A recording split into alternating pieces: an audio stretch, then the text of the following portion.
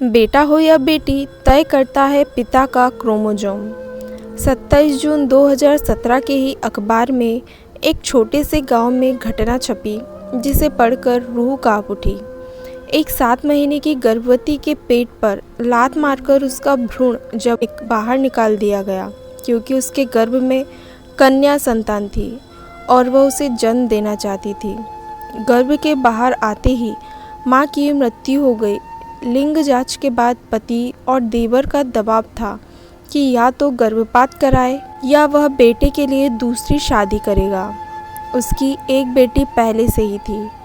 ऐसी घटनाएं इंसानियत को शर्मसार करती है, जबकि सच्चाई इनकी सोच से बहुत अलग है क्योंकि बेटे के जन्म के लिए औरत कतई जिम्मेदार नहीं है।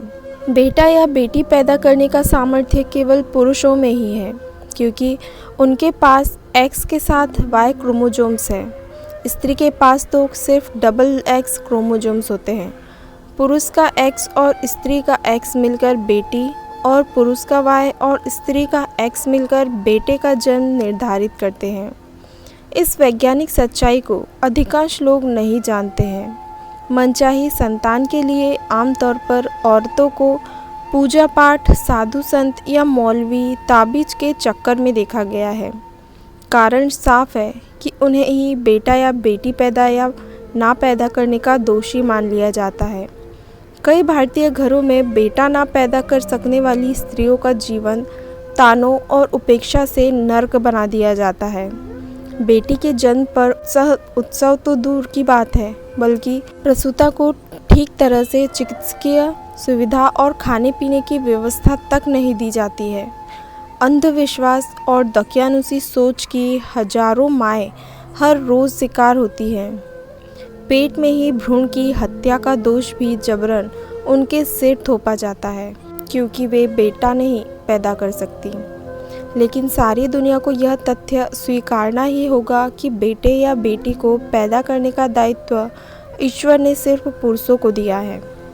बेटे या बेटी दोनों ही परिवार के जरूरी अंग है। दोनों ही के बिना परिवार अधूरा है। दोनों की किलकारियाँ एक सी है और प्रेम एक सा है। फिर दिलों में सिर्फ एक की ही चाह क्यों बलकती है? कई लोग यह सोचते हैं कि बेटे की चाह अधिकतर महिलाएं ही करती हैं। इसके पीछे भी कारण है कि बेटे की मां होने से अचानक ही उन्हें वह सब अधिकार प्राप्त होने लगते हैं जो बेटी की मां होने पर उन्हें नहीं मिला था।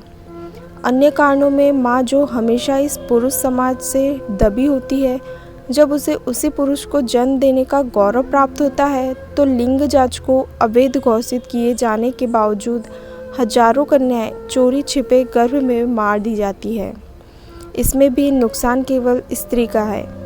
अबॉर्शन की पीड़ा और संतान खोने का दुख केवल स्त्री मन ही समझ सकता है, पर बेटे की चाह ने लोगों को इस कदर अंधा बना रखा है कि इन सब से उन्हें विशेष फर्क नहीं पड़ता। आम भारतीय परिवारों में बेटा होने पर जो जश्न देखा जाता है वह बेटी होने पर बहुत कम देखा जाता है। अगर किसी ने बेटी के होने पर बहुत खर्च कर भी दिया तो लोग नसीहतें देने लगते हैं, अरे भाई इतना बचा लेते तो बिटिया के ब्याह तक कितना काम आता। मतलब वह पैदा ही हुई है विवाह करने के लिए। कुछ लोग तो यह भी कह देते हैं बिटिया में बहुत खर्चा होता है, आज बचाओगे तो कल काम आएगा। यह सब इतना गढ़ा गया है कि बेटी का पैदा होना ही बोझ बना दिया गया है। ऐसा नहीं है कि कोई भी बेटियों का स्वागत नहीं करता। मेरे मोहल्ले में करीब 10 ऐसे परिवार हैं जिनके सिर्फ बेटी है और वे सुखी है, पर उनमें से कुछ संतुष्ट नहीं हैं। 3-4 परिवारों ने तो बेटियों के ससुराल चले जाने के बाद अपना मकान बेच दिया और गांव जाकर बस गए। कुछ लोग हिंदू पुराणों का भी हवाला देते हैं कि जिन लोगों को बेटे के हाथ से मुखाग्नि नहीं मिलती उन्हें मुक्ति नहीं मिलती। यही कारण है कि लड़का का पैदा होना आवश्यक माना जाता है। जिस तरह समय के साथ पुरानी मान्यताओं को ज़रूरत के हिसाब से बदला गया है, उदाहरण के तौर पर सती प्रथा, बाल विवाह, उसी तरह बिना सिर पैर वाली इन प्रथाओं को भी तिलांजलि दे दी जानी चाहिए। यह पूरी तरह से सत्य है कि पुत्र या पुत्री का जन्म पुरुष के ऊपर निर्भर है। इसके लिए महिलाओं को दोष देना बेमानी है। पुरुषों के जीन में जो गुण है उसे स्वयं वह भी लिंग निर्धारित नहीं कर सकता। अतः केवल इस आधार पर कि बेटा नहीं पैदा कर सकती किसी महिला को दोषी ठहराना गलत है। जनसंख्या नियंत्रण का दबाव और महंगाई की मार का हवाला देकर कन्या भ्रूण को खत्म किया जा रहा है। यह हवाला पुरुष भ्रूण पर बिल्कुल लागू नहीं होता। पुरुष भ्रूण को वंश और कन्या भ्रूण को केवल भ्रूण मानकर तोला जाना बंद करना होगा, अन्यथा एक दिन ऐसा आएगा जब विवाह संस्था ही खत्म हो जाएगी और परिवार का अस्तित्व मिट जाएगा।